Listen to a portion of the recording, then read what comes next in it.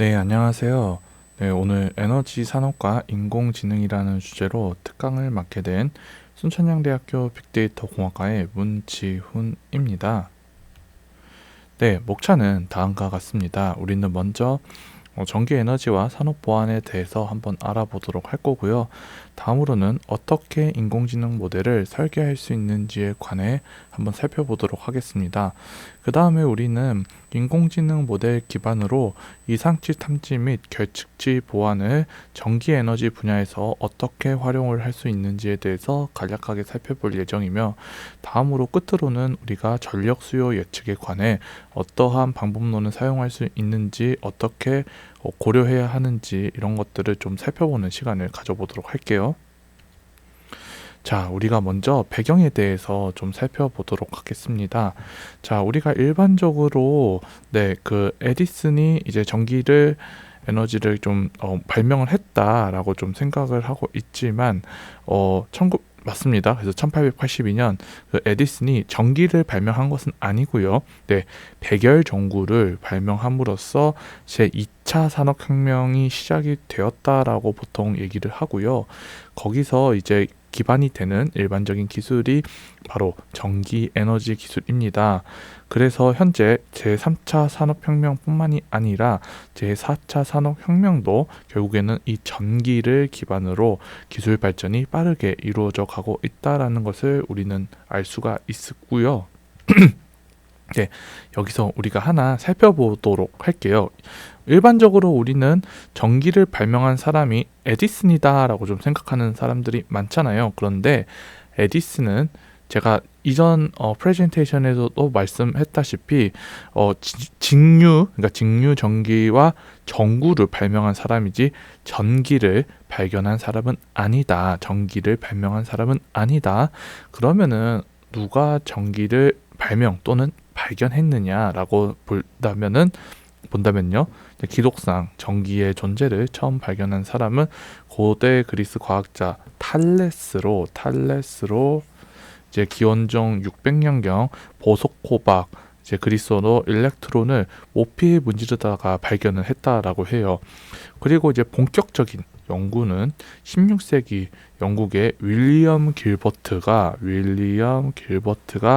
전기력과 자기력의 차이를 증명을 함으로써 electricity라는 말을 쓰기 시작하면서 전기학이라는 학문이 본격적으로 시작이 되었습니다. 그러니까 우리가 전기를 발명한 사람은 에디슨이야 라고 하면은 아니다. 에디슨은 직류 전기와 그 다음에 전구를 발명한 사람이지 전기를 발명한 사람은 아니다라는 그냥 상식 정도로만 이해하고 넘어가도록 하겠습니다.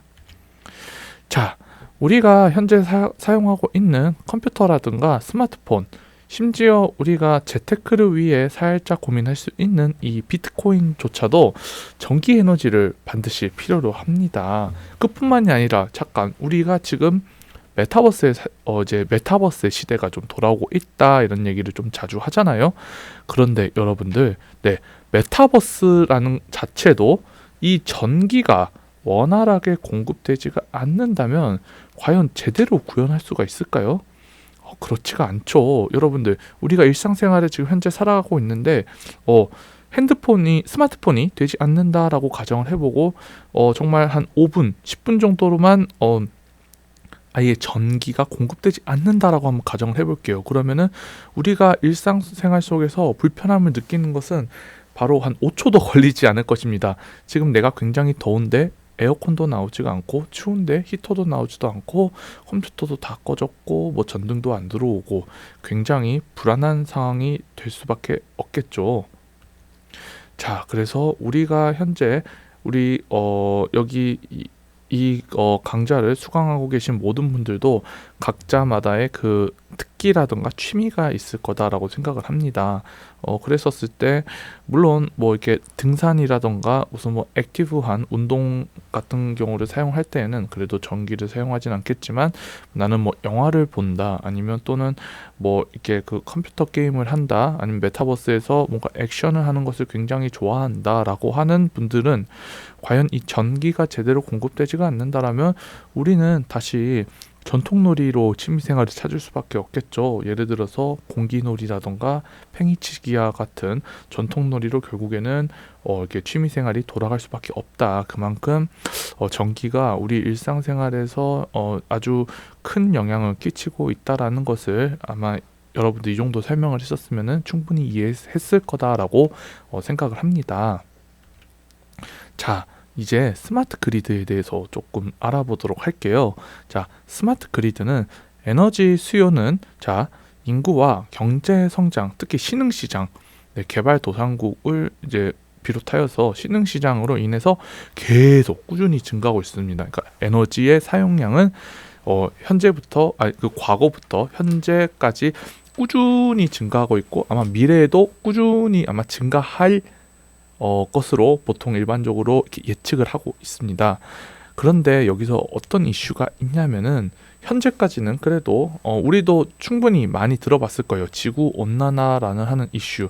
근데 이 지구 온난화가 보통 어디서 많이 발생을 하느냐, 어디서 지구 온난화가 가속화가 되느냐라고 보면은 여기 이 화석연료, 그 석유와 석탄을 활용을 하여서 전기를 생산하다 보면은 이제 이산화탄소랑 온실가스가 배출을 하게 됩니다. 이 이산화탄소와 온실가스가 결국에는 이 지구 온난화와 기후 변화를 일으키는 원인이 될 수밖에 없는 거고요. 그래서 이런 것들을 어떻게 하면은 좀 최소화할 수가 있을까라고 나오는 것이 결국에는 신재생 에너지고 이 신재생 에너지를 원활하게 좀 쓸 수 있게끔 하는 그러한 전기 플랫폼을 아마 이제 스마트 그리드다라고 생각을 하시면 될 것 같아요.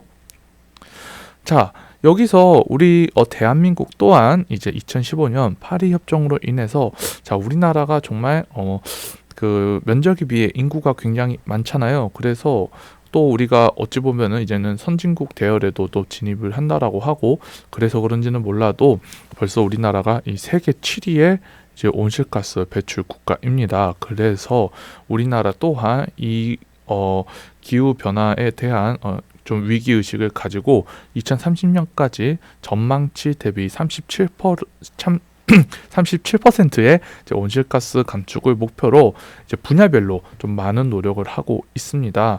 자, 여기서 우리가 이 산업 부분이랑 그다음에 건물 부분, 그다음에 이 발전 부분 같은 경우에도 다 우리가 감축을 해야 할 각각의 분야인데 이 분야를 모두 다 아우를 수가 있는 것이 결국에는 스마트 그리드다. 스마트 그리드를 통해서 건물별 에너지 사용량을 최적화함으로 인해서 이산화탄소를 줄일 수가 있고요. 발전 부분에서는 신재생 에너지를 적극적으로 활용을 할 수가 있고 산업 부분에서는 여러 가지 좀 산업에서 우리가 예를 들어서 공장을 가동한다.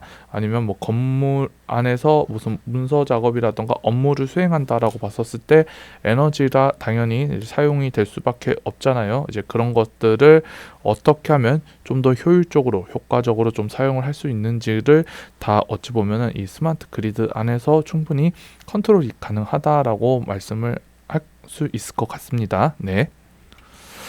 자, 그래서 이 에너지 신산업이 이제 어쨌든 대한민국에서 굉장히 중요한 이슈로 떠오르고 있기 때문에 정부에서도 굉장히 많이 투자를 하고 있고요. 그중에서 이제 신재생 에너지 분야가 아무래도 이 투자 금액이 가장 많다라고 볼 수가 있을 것이고 그 다음에 이 에너지 신산업이 결국에는 그냥 이산화탄소라던가 아니면은 뭔가 온실가스를 감축만 할 뿐만이 아니라 이로 인해서 내수 시장도 충분히 활성화가 될 가능성이 있다. 고용 창출도 될 테고 또 우리가 이 기술을 선전하게 된다라고 한다면 누군가가 하나가 우리 대한민국의 국민이 정말 내가 스마트 그리드에서 어떠한 핵심 기술을 정말 많이 잘 알고 있다라고 하면은 그 기술을 또 이전을 할 수도 있고 아니면 해당 전문 기술을 이제 수출도 할 수가 있고 뭐 그 기술뿐만이 아니라 제품도 포함이 되는 거죠. 네, 그런 것들을 통해서 충분히 앞으로도 성장이 무궁무진한 그러한 어찌 보면 이제 분야다라고 좀 얘기를 할 수가 있을 정도로 굉장히 앞으로 에너지 신산업에 대한 관심이 계속 꾸준히 좀 증가를 할 거다라고 우리가 살펴볼 수가 있을 것 같습니다.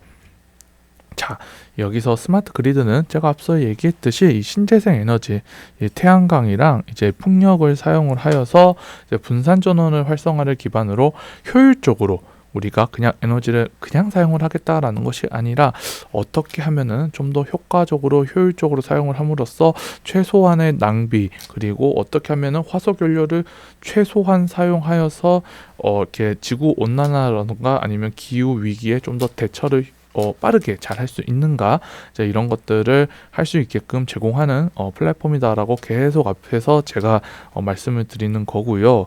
자, 여기서 우리가 제가 이 네모 박스에서 이렇게 네모 박스를 쳐놓으면은 여기 리모트 컨트롤, 에어 컨디션 모니터링, 뭐 와이드 에어리어 모니터링 이렇게 나와 있는데, 자, 여기서 이게 에너지 관리 시스템입니다. 그래서 이 에너지 관리 시스템이 결국에는 이렇게 에너지를 무슨 뭐 생산을 한다라던가 아니면은 이렇게 우리가 일상생활 커뮤니티에서 어떻게 좀 더 활성화를 할 수가 있는가, 그리고 커뮤니티뿐만이 아니라 어찌 보면 개개인적으로 이제 우리가 어찌 보면은 좀 개별 가구 내에서도 어떻게 하면 에너지를 좀 효과적으로 써야 될 것인가에 대한 이슈도 굉장히 중요하잖아요. 왜냐하면은 우리가 결국은 내 자신이 결국에는 체감이 와야 이 스마트 그리드에 대한 중요성을 알지, 그냥 우리가 단체적으로 봐서 그냥 스마트 그리드가 중요하다, 여기에 우리가 좀 더 적극적으로 동참하자라고 하면은 사람들의 어쨌든 그 관심이 좀 떨어질 수밖에 없기 때문에 결국에는 개인도 이 스마트 그리드 시장에 참여함으로써 내가 뭔가 이 베네핏이 필요하거든요. 이 베네핏을 충분히 컨트롤할 수 있는 것이 이 에너지 관리 시스템이다라고 보시면 될 것 같아요. 자, 그래서 이 스마트 그리드는 신재생 에너지, 에너지 저장 장치 등을 도입하여서 제가 앞서 얘기했던 대로 이 에너지 관리 시스템을 통한 발전량과 수요량 예측이 반드시 필요합니다. 왜냐, 얼마만큼 사용할 것인지를 알아야 거기에 따라 대비를 하게 되잖아요. 그래서 발전량, 수요량 예측으로 에너지 예비력, 비용 감소 및 피크 발전 용량 감소에 따른 경제적 편익도 얻을 수가 있다. 자, 여기서 우리가 이 피크 발전 용량 감소를 좀 중요시해야 되는 게, 결국에는 이게 우리가 일반적으로 이제 그 전기 에너지를 사용을 할 때 가정용 같은 경우에는 어느 그 구간이 있습니다. 이 구간이 있어서 이 구간을 넘어가면은 전기 요금에 누진세를 적용을 하게 되거든요. 누진제가 적용이 되고 있기 때문에 이 누진제를 넘지 않기 위해 에너지를 좀 더 효과적으로 사용을 해야 할 필요가 있고요.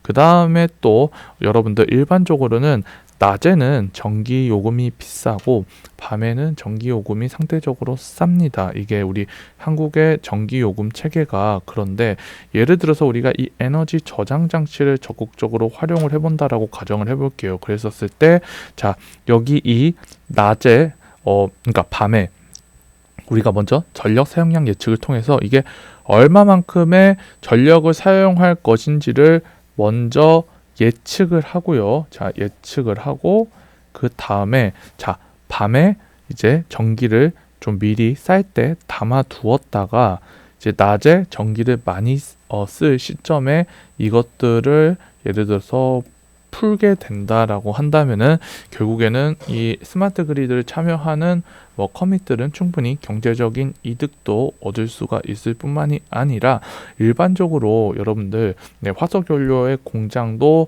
이렇게 꾸준히 가동하는 것이 좀 이산화탄소라든가 아니면은 뭐 이렇게 온실가스 배출에 좀 더 이렇게 감축을 할 수가 있거든요. 그러니까 내가 그 공장을 안 돌렸다 확 돌렸다 안 돌렸다 확 돌렸다 이렇게 하는 것보다는 그냥 꾸준히 스테이러블하게 그냥 쭉 돌려놓는 것이 아무래도 좀 이렇게 이산화탄소라던가 온실가스를 좀 더 감축하는 데 있어서는 좀 좋다라고 알려져 있습니다. 그런 것들도 충분히 여기서 컨트롤이 좀 가능하다라는 것을 좀 얘기를 할게요. 예, 얘기를 하고, 자, 여기서 이제 우리가 앞서 얘기했던 대로 자, 스마트 그리드 그리고 전기 에너지 그리고 또 이렇게 전력 산업 분야에 대해서 그냥 정말 간략하게 언급만 했다라고 하면은, 이제는 우리가 이 산업 보안에 대해서 조금 집중적으로 살펴보도록 하겠습니다.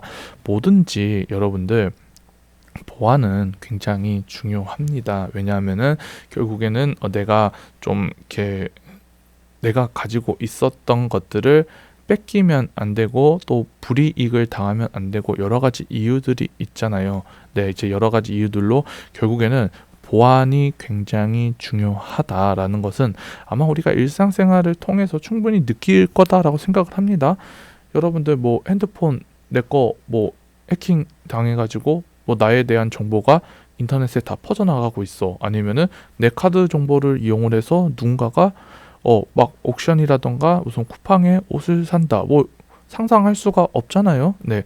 그런 것들을 보면은 이게 이 보안이다라고 하는 것이 결국에는 나뿐만이 아니라 이 전기 에너지나 스마트 그리드 시장에서도 충분히 적용을 할 수가 있다. 그랬었을 때 총 아마 한 세 가지의 관점으로 볼 수가 있어요. 공동체와 개인, 이제 그 공동체와 공동체, 개인과 개인 이 정도로 아마 좀 볼 수가 있을 텐데, 자, 먼저 공동체와 공동체를 한번 살펴볼게요. 결국에는 전기 설비의 정보통신 기술을 접목하는 것은 해커가 침투할 수 있는 부분이 드러난다. 여러분들, 네, 결국에는 이 그 대형 서버라던가 아니면은 뭔가 좀 더 크게 구축을 하게 되면은 플랫폼을 구축을 하게 되면은 결국에는 진입을 할 수 있는 그러한 루트들이 굉장히 많아지기 때문에 해커가 충분히 침투를 할 수가 있다라는 그러한 이슈나 고려 사항은 항상 가지고 있어야 하고요. 자, 스마트 그리드 기술 도입은 해커가 시스템 해킹으로 국가 모든 전력 설비를 마비시킬 수 있는 여지를 제공을 합니다. 그러니까 결국에는 물론 우리가 현재 스마트 그리드 플랫폼을 다 누리고 살고 있다라고 얘기는 하기는 어렵지만, 만약에 정말 지구 온난화와 기후 위기를 대비하기 위해서 본격적으로 스마트 그리드 플랫폼을 국가적으로 관리를 한다라고 했었을 때 이 시스템 해킹을 통해서 예를 들어서 전력 생산을 뭐 언제까지 해라라고 공장을 가동시킨 명령어를 삭제를 해버린다라고, 그렇게 되면 어떻게 되겠어요? 아니면 전기를 공급하고 있는 이 루트들을 끊어버린다. 이렇게 하면은 우리는 바로 정전 상황이 됐고, 또 정전이 되면은 여러분들 국가에서 손해 보는 것이 정말 어마어마합니다. 어마어마하다라는 것은 우리가 조금만 생각을 해봐도 알 수 있을 것 같고요. 결국에는 이 병원을 비롯한 국가 주요 시설의 가전제품을 포함한 모든 설비에 제어권을 획득해 가동을 멈추시킬 수도 있다.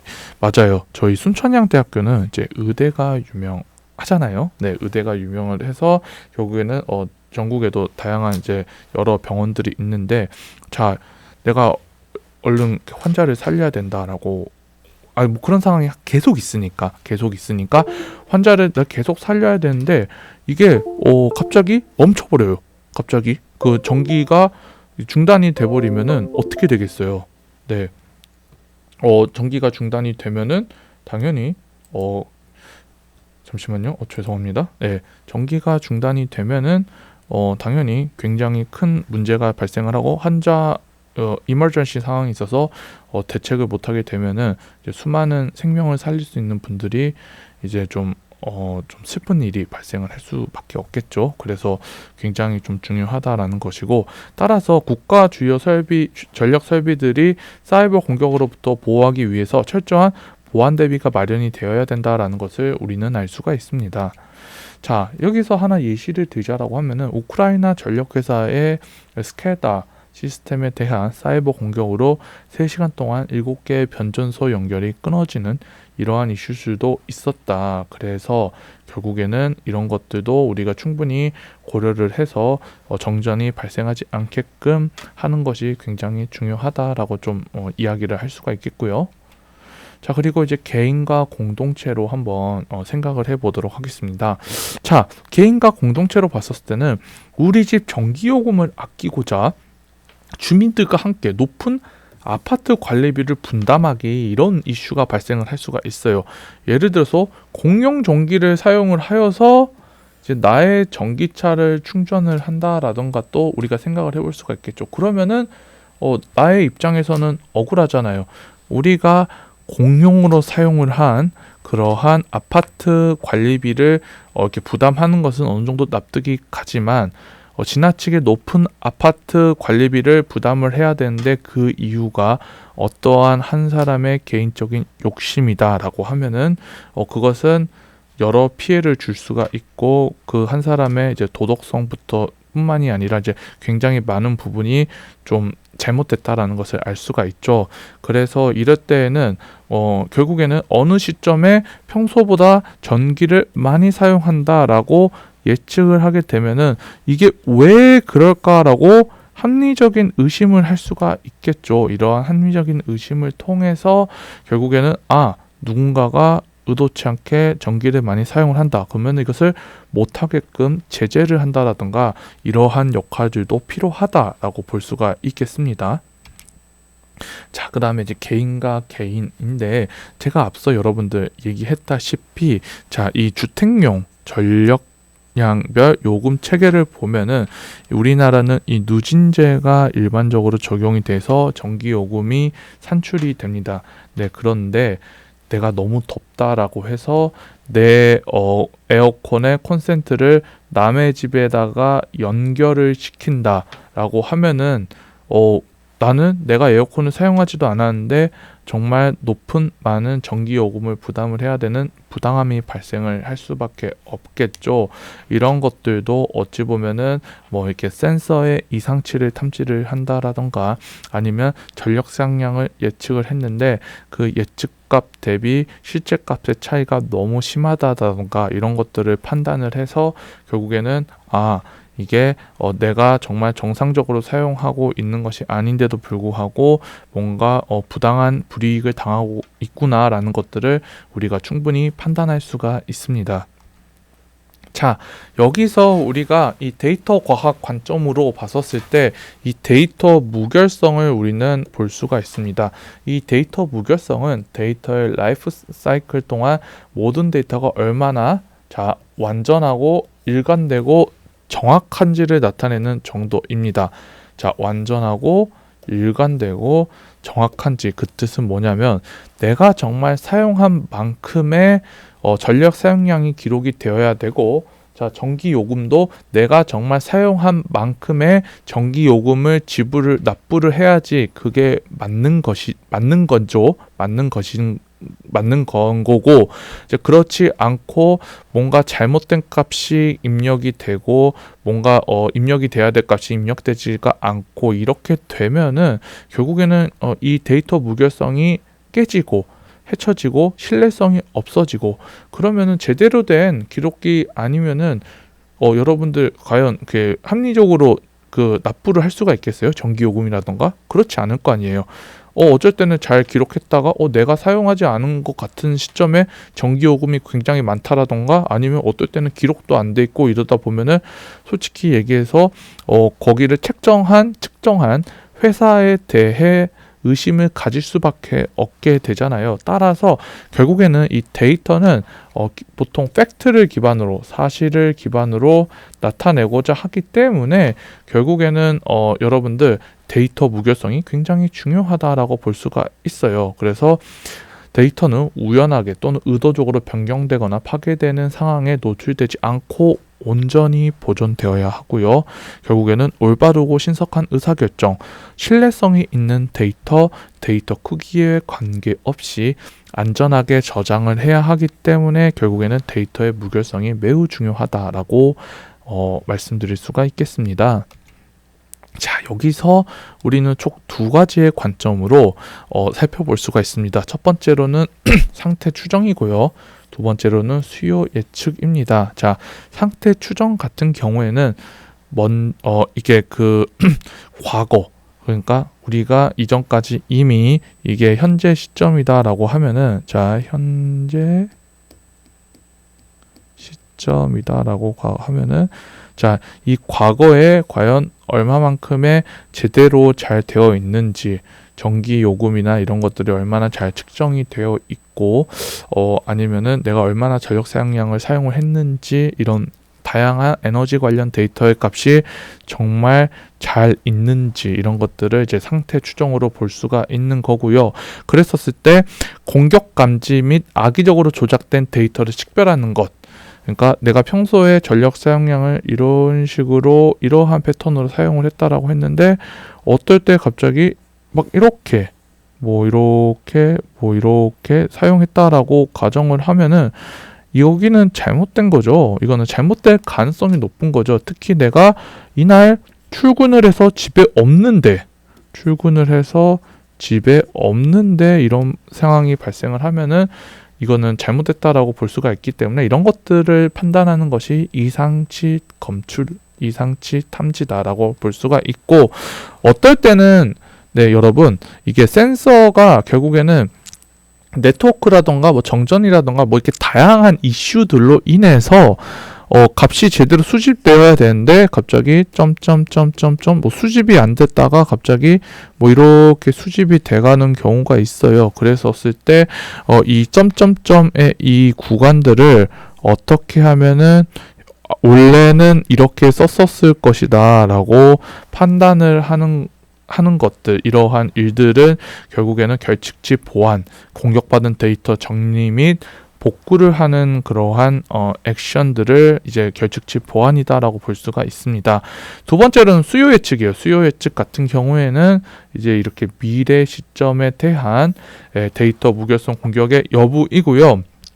수요 예측을 하기 위해서는 이제 다양한 요인, 전력 사용량과 관련된 날짜 및 시간이라던가 기상 정보 등을 고려를 하여서 아마 이후에 좀 더 자세히 설명을 할 텐데 인공지능 모델 학습을 통해서 예측 모델을 구성을 하고, 자, 미래에 이제 기상청 동네 예보의 예측 값을 입력을 하여서 최종적으로 당신은 얼마만큼의 전력을 사용할 것이다 라고 예측을 먼저 해요. 먼저 했는데 이 예측을 이제 나는 이렇게 사용을 할 거다라고 예측을 했고, 이전까지를 한번 테스트를 해봤었을 때 예를 들어서 정확도가 한 97% 정도 나왔다라고 했는데 갑자기 그 실제 내가 사용한 전력 사용량이 이렇게 뭐 확 뛰었다라고 가정을 해볼게요. 그랬었을 때 여기는 이상하다.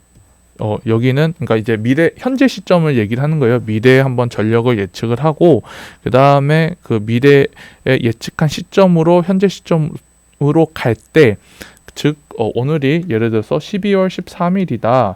그래서 나는 12월 14일을 이렇게 전력 사용량을 예측을 했고, 그 다음에 이제 실제 12월 14일로 갔었을 때 예측 모델의 예측값과 현재 전력 사용량이 굉장히 차이가 크다라고 하면은 내가 모르는 뭔가가 잘못 이루어졌다라고 우리는 예측을 할 수가 있고 추정을 할 수가 있는 것이죠. 자, 이랬었을 때 사용하는 것이 두 번째 기술인 이제 수요 예측이다라고 볼 수가 있겠습니다. 자, 일반적으로 인공지능 모델링은 어떻게 구성이 되냐면요. 자, 입력 변수. 이 입력 변수와 변수 값으로 구성이 됩니다. 그래서 입력 변수는 그 파란색 박스로 여러분들이 보시면 되고요. 자, 이것은 이제 킬로와트 아워는 실제 전력 사용량입니다. 그래서 인공지능 모델은 이것을 잘 맞추기 위해서 여기 이 주어진 입력 변수를 이용을 하여 학습을 합니다. 학습을 하고 그 다음에 이 학습을 한 알고리즘이 결국에는 이 모델이 되는 거고요. 이 모델이 결국에는 이 초록색, 우리가 미래에 대한 값, 예를 들어 기상청의 동네 예보값이라던가 아니면 즉 오늘이 목요일이면 내일은 금요일이라던가 이런 정보들을 알 수가 있잖아요. 예를 들어서 지금은 오후 4시면은 그 다음에 내가 예측할 시점은 뭐 오후 8시다. 이런 것들은 충분히 수집을 하고 고려를 할 수 있는 데이터이기 때문에, 자, 이러한 데이터를 입력을 합니다. 입력을 하면은 모델은 예측을 해요. 그래서 이 정도의, 그러니까 아마 전력 사용량이 사용할 것이다. 이거 위크 오거가 아니라 여러분들, 네, 예를 들어서 이 정도의 전력 사용량이 사용이 될 것이다 라고 예측을 하면은 결국에는 여기와 이제 실제로 비교를 하는 것입니다. 여기랑 실제로 비교를 해서 얼마만큼의 유사한지 또는 얼마만큼의 차이가 심한지, 그리고 여기서 차이가 심하면은 내가 정상적으로 뭔가 현재 상황이 이루어지고 있진 않구나, 뭔가 액션, 뭔가 이슈, 뭔가 이런 게 잘못된 프로블럼이 있을 수가 있구나라고 우리는 판단을 할 수가 있는 것이죠. 자, 일반적으로 AI 모델은 설계하는 과정에 대해서 조금 말씀을 더 드릴게요. 그리고 자세하게는 말고 여기 특강 자체가 아무래도 좀 이렇게 그 전기 쪽을 조금 이렇게 전기랑 인공지능에 대한 융합이다 보니까 좀 밸런스를 맞추기 위해서 좀 간략하게만 설명을 할게요. 네, 우리가 인공지능 모델을 구성을 한다라고 했는데, 자, 인공지능 안에는 이제 기계학습, 머신러닝이라는 것이 있고, 이 머신러닝 안에는 결국에는 이 딥러닝이라는 것이 있습니다. 이것이 결국에는 인공지능의 종류다라고 볼 수가 있을 테고, 그리고 인공지능의 학습 유형이 있습니다. 학습 유형은 일반적으로 이 지도 학습이 있고요, 슈퍼바이즈드 러닝이 있고, 비지도 학습이 있고, 이제 강화 학습이 있습니다. 그래서 일반적으로 예측 모델을 구성한다라고 할 때는 이 지도 학습을 사용을 합니다. 지도 학습을 사용하는 이유는 결국에는 지도 학습은 정답이 주어지면은 그 정답과 관련된 힌트, 변수들을 학습을 해서 정답을 예측 또는 분류하기 위한 액션을 취하거든요. 결국에는 전력 사용량이 정답이 되고, 전력 사용량과 관련된 날짜 및 시간 정보라던가 기온 정보 등이 결국에는 힌트, 변수가 될 수가 있기 때문에 이때 사용하는 것이 지도 학습이다. 그리고 비지도 학습 같은 경우에는 정답을 알려주지가 않습니다. 예를 들어서 전력 사용량이라는 정보를 주지 않고 기본적인 데이터만 줬었을 때 이것들은 어떠한 패턴들을 나타낼 수가 있는지, 어떠한 상태들을 나타낼 수 있는지를 한번 컴퓨터가 정의해봐라. 일반적으로는 차원 축소라든가 연관 분석, 클러스터링 등이 있고요. 강학습 같은 경우에는 이제 모델에다가 보상 이런 그 알고리즘이라든가 보상 기법들을 좀 적용을 해서 알아서 모델이 잘 학습할 수 있게끔 하는 것이 이제 강화 학습인데, 일반적으로는 강화 학습 같은 경우에는 컴퓨팅 코스트를 굉장히 많이 요구를 합니다. 그러니까 컴퓨터가 좋은 스펙, 우리가 흔히 아는 슈퍼컴퓨터까지는 아닐지라도 굉장히 좋은 컴퓨터를 가지고 있어야지 좀 더 빠르게 잘 효과적으로 나타낼 수가 있고요. 일반적으로 우리가 사용하는 일상생활에서 거의 대다수의 문제는 이제 이 지도 학습과 비지도 학습 안에서 이루어진다라고 우리 제 특강을 듣고 있는 모든 분들이 좀 이해를 하시면 좋을 것 같습니다. 자, 그리고 이제 AI 모델 설계 과정이 일반적으로는 이제 통계적 예측 모형이 있고, 자, 제가 얘기했죠. 요 안에 AI가 있다라고 했고, 이 AI 안에 이 머신러닝이 있다라고 했고, 이 머신러닝 안에 이제 딥러닝이 있다라고 얘기를 했죠.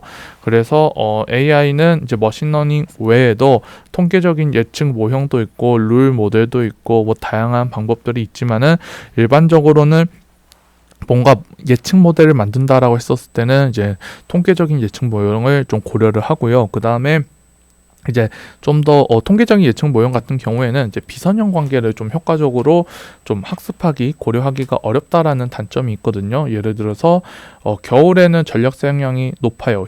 히터를 많이 사용을 하기 때문에.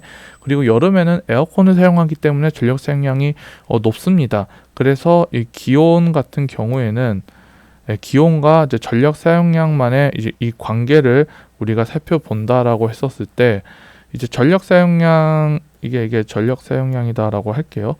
그랬었을 때, 자, 기온이 이제 마이너스 이렇게 N도에서 이제 N도로 가게 되면은 전력 사용량 같은 경우에는 이런 모양을 띠게 됩니다. 근데 이게 선형적인 관계는 아니거든요. 선형적인 관계는 보통 이러한 양상을 띄어야지 이제 선형적인 관계, 강한 선형 관계를 띈다라고 해요. 근데 이게 그냥 통상적인 뭐 다중선형 회귀라던가 그러한 방법들은 어느 정도 좀 잘 반영을 할 수가 있는데 이제 그런 통계적인 예측 모형이 아니면은 이제 이런 것들은 어찌 보면은 정말 굉장히 중요한 변수인데 이 변수를 놓치는 경우도 있습니다. 그럴 때 적용할 수 있는 것이 결국에는 머신러닝이고요. 그래서 대표적인 머신러닝은 이제 서포트 벡터 머신이라던가 아니면은 인공신경망, 랜덤 포레스트, 그래드 부스팅 머신과 같은 알고리즘들을 좀 고려를 할 수가 있다. 이런 것들을 주로 활용을 해서 전력 사용량과 관련된 모델링을 좀 주로 한다라고 보시면 되고요. 그 다음에 사용할 수 있는 것이 최근 떠오르고 있는 이제 딥러닝, 이제 심층학습 부분이고, 딥러닝은 우리 여러분들도 알다시피 이제 이 알파고의 핵심 기술로 유명하죠. 네, 이제 그렇게 알고 있으면 될 것 같습니다. 자, 그래서 이 AI 모델을 설계하는 것이 굉장히 쉬울 것처럼 보이지만 좀 쉽지는 않습니다. 왜냐하면은 이렇게 많은 설계 과정들을 고려를 좀 해야 돼요. 먼저 데이터에 대해서 좀 이해를 할 필요도 있고, 이해를 했으면 준비를 해야 되고, 또 AI 모델을 그냥 데이터만 입력을 한다 해서 알아서 따다닥 학습이 되는 것이 아니거든요. 왜냐하면은 결국에는 이 AI 컴퓨터와 관련된 기술은 다 어찌 보면 수학적으로 이루어져 있기 때문에 이렇게 문자 그대로 입력을 하던가 아니면은 뭔가 잘못된 값을 이렇게 그러니까 그 값들을 뭔가 이렇게 통일시하지 않게 되면은 학습을 하다가 에러가 발생하게 됩니다. 근데 이러한 에러를 발생하지 않기 위해 미리 하는 것이 좀 데이터 전처리이고, 전처리가 끝나면 AI 모델, 좀 유명한 페이머스한 이전에 앞서 설명했던 그러한 모델들을 이제 내가 몇 개 사용을 할 것인가,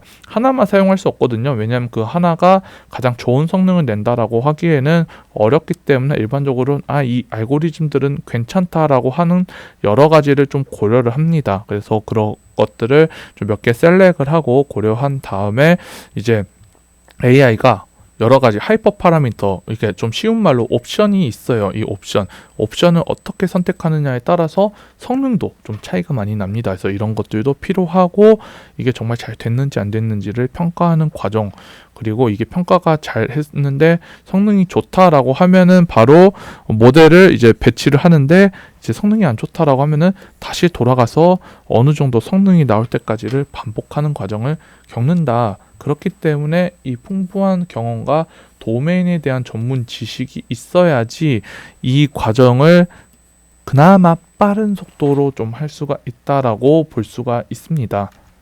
자, 데이터 전처리 같은 경우에는 데이터 분석 및 처리에 적합한 형식으로 데이터를 변환하는 것을 의미를 하고요.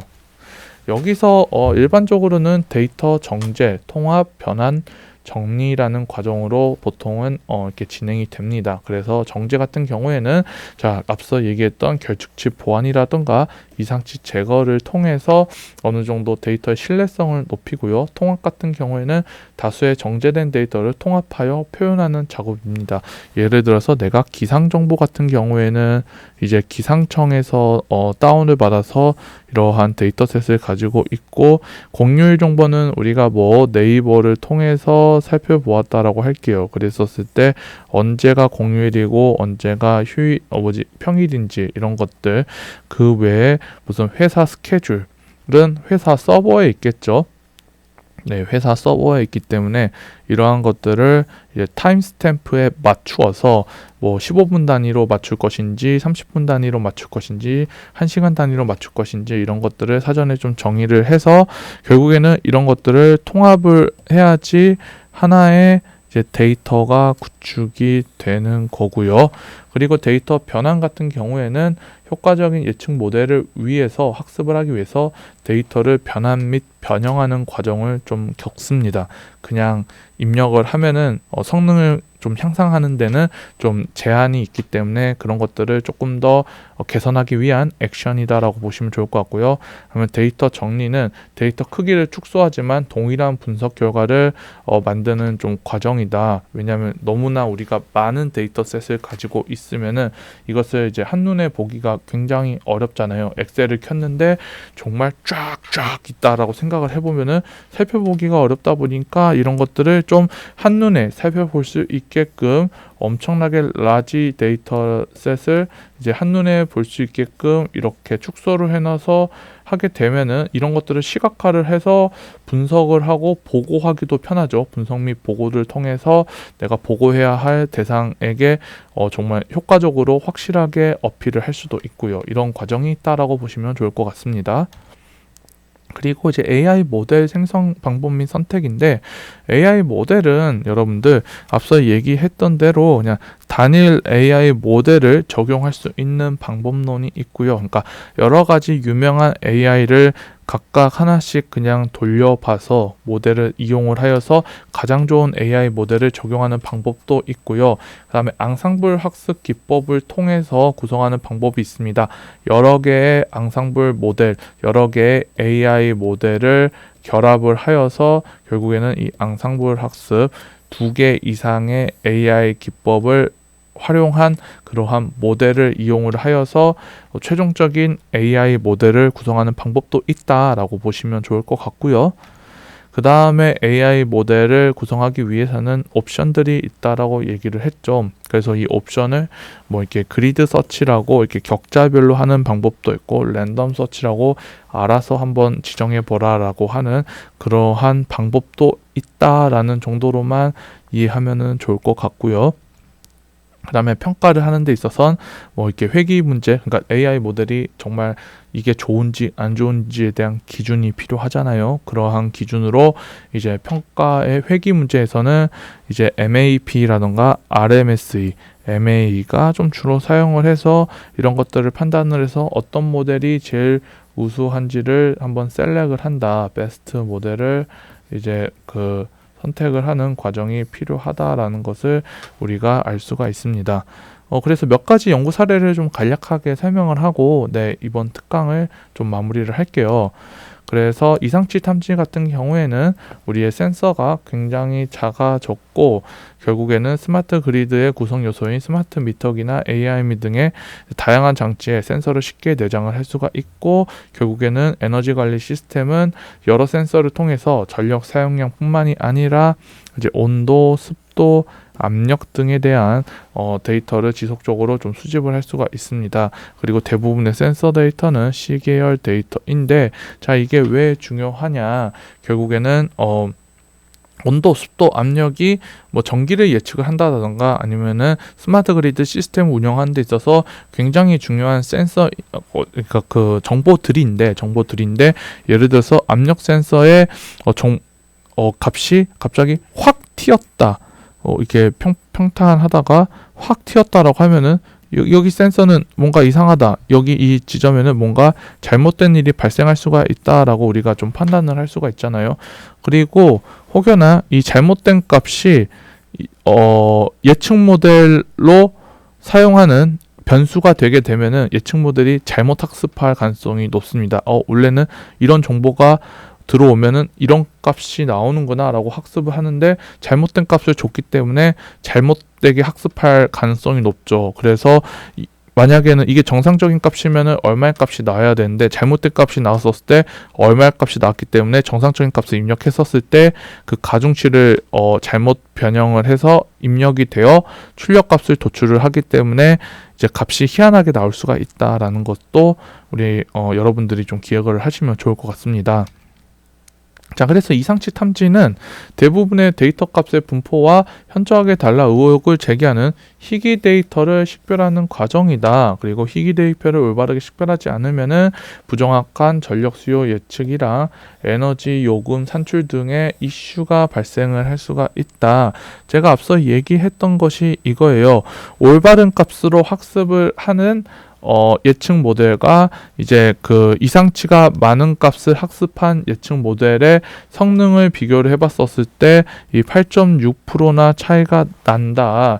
결국에는 이상한 값을 이렇게 예측한 모델은 결국에는 예측 시점에서도 이렇게 이상하게 이렇게 예측을 하는 시점이 발생을 할 수가 있기 때문에 이제 그런 것들은 충분히 좀 데이터 전처리를 통해서 클린한 값을 학습시킴으로써 성능을 개선하는 작업이 필요하고, 그랬었을 때 여기가 이상치구나 라는 것을 판단하는 과정이 필요하다 라고요. 그 다음에 높은 레버리지를 갖는 이상치는 사분 범위와 같은 통계적 기법 기반의 이상 탐지 모델에 중앙값을 왜곡을 할 수가 있습니다. 중앙값을 왜곡을 할 수가 있어서 일부 유형의 이상치는 또 탐지가 되지 않을 수가 있다. 이렇게만 보면은 무슨 얘기인지 잘 모르겠죠. 그러니까 일반적으로 우리는 여기만 이상치다라고 얘기를 하는데 앞서 툭 튀어나온 부분만, 근데 실제로는 여기에도 이상치가 발생을 할 수가 있다. 그런 경우가 어떤 거냐면 이 센서 데이터 같은 경우에는 여러분들 이렇게 박스 플롯, 앞서 얘기했던 상자 그림만 나타내게 되면은 이렇게 값이 나타나니까 이거는 정상적이지 않아? 왜냐면 여기 이게 없잖아요. 예. 근데 알고 보면은 여기 이런 곳에 이제 이상치가 발생을 할 수가 있다라는 것이고, 앞서 얘기했던 대로가 그거입니다. 우리가 좀 평균값을 좀 왜곡을 할 가능성이 높은데, 이게 아주 예전에 이제 정몽준 국회의원님의 재산을 합산하는 바람에 이제 국회의원 재산이 평균 89억이 늘어났다라고 하는 이러한 이슈가 발생했었던 것처럼, 결국에는 스마트 시티나 스마트 그리드, 마이크로 그리드, 아니면은 이제 에너지 관리 시스템에 있는 다양한 센서들로 인해서 이렇게 좀 잘못 왜곡하고 스케줄링이 될 수도 있는 가능성이 높다라는 것을 우리는 파악을 할 수가 있습니다. 자, 그랬었을 때 사용하는 방법이 딥러닝 기법 중 이제 Variational Auto Encoder VAE 기법인데, 이 VAE 기법은 간단합니다. 여러분들 이 값이 입력을 했었을 때, 자, 이것을 얼마만큼을 잘 따라해서 거의 유사하게 똑같이라고 표현하기에는 컨트롤 C, 컨트롤 V 하는 이런 형태는 아니거든요. 예, 그랬었을 때 이 인코더와 이 디코더의 값을 고려를 해서 이것을 얼마만큼 잘 복원을 하냐, 약간 이런 이슈들이, 그러니까 이런 것들을 주로 하는 비지도 학습 딥러닝 기법입니다. 자, 이랬었을 때 어떻게 우리가 이상 탐지를 좀 판단을 할 수가 있냐라고 하면은, 자, 이런 식으로 좀 이상 탐지를 할 수가 있는 거예요. 전력 사용량과 관련된 전력 사용량을 포함한 전력 사용량과 관련된 시간이라던가 기상 정보를 이제 다 포함을 시켜서 이 X축에다가 넣습니다. 그러고 나서 이 X축을 복원하기 위한, 즉 이거와 유사한 것들을 만들기 위한 액션을 이제 DAE가 하게 될 텐데, 그랬었을 때 타이밍과 웨더의 값은 그대로이나 유사하나 비슷하나 일렉트릭 로드의 값만 유독 툭 튀는 시점이 있을 것입니다. 왜냐하면 이것들을 다 고려해서 학습을 하려고 하다 보니까 결국에는 어느 정도 딥러닝 모델이라던가 머신러닝 모델도 어느 정도의 그 에러, 뭐 이게 코스트다라고 부르는데, 이것을 어느 정도는 납득한 상태에서 학습을 하게 되거든요. 예, 그랬었을 때, 자, 이날 몇 시에 기온이 몇 도라고 하면은 얼마 정도 에너지를 쓰겠어라고 생각을 했는데, 그게 너무 범위가 많이 벗어난 거예요. 이 실제 데이터셋에서 예를 들어서 내가 오전 2시, 오후 2시 여름이야. 기온은 한 35도야. 그럼 에어컨이 엄청 많이 틀 거잖아요, 일반적으로. 그런데 이때 에어컨 하나도 안 틀고 전기 사용량이 없대. 근데 이제 이 디코더를 통해서 나오는 값은 어느 정도 전력 사용량이 많이 쓸 거다라고 했는데, 실제 데이터를 보니까 별로 사용을 하지 않는다, 거의 사용하지 않았다라고 하는 거예요. 그러면은 이 에러가 굉장히 높을 거 아니에요. 이 차이가 높을 거 아니에요. 그러면은 여기 데이터셋은 잘못됐구나라고 우리가 판단을 할 수가 있겠죠. 그리고 이러한 판단되었을 때 잘못된 데이터를 삭제를 하고 중간에 적당하게 이 값이 나올 거야 라고 결국에는 대체를 할 수가 있는 것이고요. 이렇게 클린한 데이터를 만들어 놓고 전력 수요 예측 모델을 만들어 놔야 정확하게 전력 사용량도 예측을 할 수가 있다라는 것을 여기서 말씀을 드릴 수가 있습니다. 그래서 한번 실험을 좀 해봤다. 실제로 롱텀 일렉트리시티 컨섬션에서 이제 그 LBNL, 그 미국에 있는 그 버클리 대학에 있는 그 랩인데, 어쨌든 이제 거기 있는 이제 랩에서의 건물을 실제 데이터를 수집을 해보고 이게 이상치가 좀 많은 데이터였었거든요. 그래서 한번 실험을 해봤다라고 하더니 일반적인 IQR 죄송합니다. IQR 같은 경우에는 이제 박스 플롯으로 기반으로 하기 때문에 이제 박스 플롯에 이제 이상치가 이렇게 많다라고 해서 이것을 다 이상치다라고 이렇게 판단을 해서 이 기준으로는 다 위에 이상치다라고 판단을 했는데 이거는 실제 어떠한 이슈로 인해서 전력 사용량이 확 많아진 거일 수도 있거든요. 네, 그런데 여기에 비해 이제 VA 같은 경우에는 정말 희한한 시점에만 이제 좀 이렇게 이상치다라고 판별을 좀 했다라고 우리가 알 수가 있습니다. 자, 그리고 결측치 보안 같은 경우에도 자, 그 효과적으로 좀 사용을 해야 할 필요가 있습니다. 일반적으로 결측치 보안은 그냥 여기가 결측치 구간이다라고 하고 여기랑 여기의 값이 있으면은 이 값을 더하고 나누기 2를 하면은 이 중앙값을 파악을 할 수가 있다라는 것이 선형 보관법인데, 근데 선형 보관법 같은 경우에는 이렇게 장거리다 보기에는 장기적인 결측치로 인해서 이렇게 그 결측치가 발생을 하게 되면은 여기도 분명히 어느 정도의 이슈가 있었을 텐데 이러한 이슈를 무시하고 여기와 여기의 중앙값으로 결국에는 결측치를 대체를 하게 됩니다. 그랬었을 때 이걸 이용을 한 예측 모델은 이날에는 전력 사용이 없다. 예를 들어서 이제 그 노벰버 30, 29, 이제 디셈버 1, 그러니까 11월 28일부터 12월 1일까지의 전력 사용량은 거의 없구나라고 모델이 학습할 가능성이 있습니다. 인공지능 모델이요. 그렇기 때문에 그럴 때에도 어느 정도 이렇게 합리적인 값을 추정을 한 다음에 그 다음에 이제 예측 모델이 학습을 하면은 이날에도 전력 사용량이 이 정도 사용을 하는구나라고 학습을 할 수가 있는 거죠. 예, 그랬었을 때 단순히 전력 사용량을 이제 추정만 한다라는 것보다는 이렇게 다양한 변수들을 나타낼 수 있는 그 요인으로 우리는 확인을 할 수가 있고요. 그러니까 변수 중요도 이거는 이제 앙상블 학습인 랜덤 포레스트를 사용을 하고 그 다음에 그 피처 임포터스라고 변수 중요도를 뽑아봤었을 때 이제 오프픽이라던가 헐리데이 정보라던가 하울밍 같은 정보가 굉장히 중요하다라는 것을 여기서는 알 수가 있고 이것을 어떻게 결국에는 추정을 했냐라고 보면은 이제 방법은 간단합니다. 네, 결측치가 있는 구간을 제외한 나머지 데이터를 학습을 한 랜덤 포레스트 모델이 결측치 구간을 예측하게 되면은 이 해당 값을 결국에는 추정을 할 수가 있다. 해당 시점에 전력 사용량이 어느 정도 되는지를 추정을 할 수가 있다. 이렇게 보시면 될 것 같습니다. 자, 그리고 결국에는 우리가 설명 가능한 인공지능이 현재 떠오르고 있습니다. 이 설명 가능한 인공지능이 떠오르고 있는 이유는 결국에는 여러분들 에너지 분야와 인공지능 분야를 둘 다 잘하는 전문가는 생각보다 많지가 않거든요. 그러면은 AI 전문가는 이게 중요해. 그리고 이런 것을 써야 돼라고 얘기를 하지만 이제 인공지능을 공부하지 않는 에너지 전문가들은 이걸 왜 써야 되지?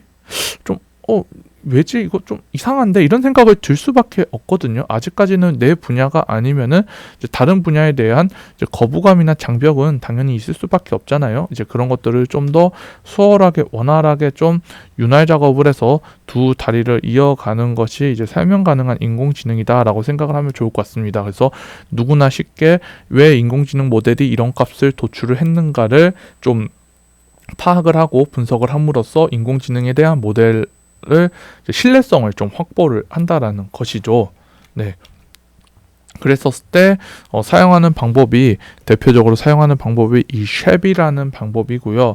그리고 여기서는 이제 DPCV를 이렇게 한번 좀 이렇게 클래시피케이션을 해봤습니다. 그래서 여기가 정말 이상치인지 아닌지를 설명 가능한 인공지능을 학습을 해봤더니 결국에는 일단은 먼저 먼저 쉐프에 대해서 조금만 살펴보고 가자면은 쉐프는 셰플리값 기반의 AI 모델의 학습 데이터 입력 변수를 분석을 하여서 어떤 변수의 중요도가 높은지 변수값이 변하면 예측값이 어떻게 변했는지를 해석하는 방법이고요. 여기서 쉐프는 이제 셰플리값을 기반으로 하거든요. 셰플리값은 이 변수가 없다라고 하고 예를 들어서 그 모델을 만들고 있을 때 모델을 만들고 했었을 때 정확도가 얼마나만큼의 차이가 나는지를 상호 비교를 해보면은 어떠한 변수가 없으면은 정확도가 상당히 낮아지고 어떠한 변수가 있으니 정확도가 상당히 개선되는구나 라는 것을 우리가 알 수 있으면 그 변수는 굉장히 중요하다라고 우리가 파악을 할 수가 있잖아요. 이제 그런 식으로 이루어지는 일종의 게임 이론이다라고 보시면 좋을 것 같습니다. 그랬었을 때 이 센서 3의 영향이 결국에는 굉장히 크다.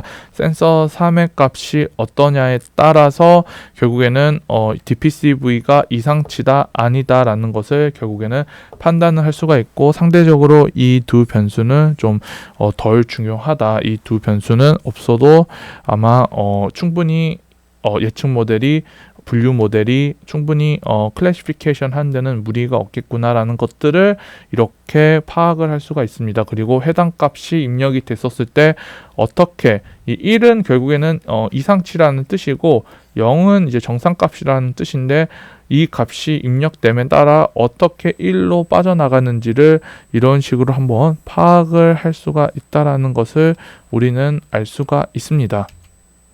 그래서 이 쉐입을 사용했었을 때 이 값이 1이고 뭐 센서 값이 이거고 뭐 센서 3가 뭐 이거고 뭐 이러고 이랬었을 때 결국에는 이만큼의 가중치와 이만큼의 가중치로 인해서 해당 값은 0 정상적이다라고 파악을 했고, 여기서 같은 경우에는 결국에는 0.86 이것은 반올림하면 1이죠. 즉 이상치다라고 하는데, 결국에는 이 값이 뭐 이렇게 센서 3가 갑자기 9.45 뭐 앞서 좀 이게 다르죠. 좀 높죠. 워낙에 높죠.